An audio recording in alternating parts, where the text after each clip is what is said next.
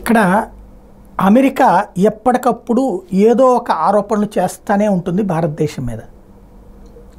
అంటే మిత్రదేశం ఓ రకంగా చెప్పాలంటే ఇంట్లో ఉన్నటువంటి పోర్లు అంటాడు అనమాట.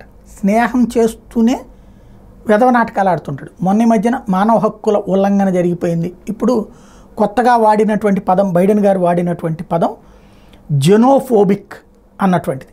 జెనోఫోబిక్ అంటూ ఎవరెవరి మీద, మన మీదనే కాకుండా జపాను, చైనా, భారతదేశం ఇవి జెనోఫోబిక్ అన్నటువంటి పాయింట్ని ప్రధానంగా వాడుకొచ్చారనమాట. అంటే క్రమంగా నోరు అదుపు తప్పుతోంది. వయసు చాదస్తం వల్ల కావచ్చు, అహంకారం వల్ల కావచ్చు, పెద్దన్న పాత్ర కావచ్చు, అమెరికా అధ్యక్షుడి వ్యవహార శైలి మారుతోంది. నరేంద్ర మోడీ ప్రస్తుతం ఎన్నికల హడావిడిలో ఉన్నారు కాబట్టి వదిలేశారు. ఇక్కడ గుర్తుపెట్టుకోవాల్సింది ఒకటే, రేపు బైడెన్ వస్తే ఖచ్చితంగా మన సంబంధాలు ఇట్లాగే ఉంటాయి. అమెరికా పాకిస్తాన్ వాడిని పెంచుతూ ఉంటుంది, చైనా వాడికి సహకరిస్తూ ఉంటుంది. ట్రంప్ వస్తే మాత్రం సినిమా వేరుగా ఉంటుంది అమెరికాలో.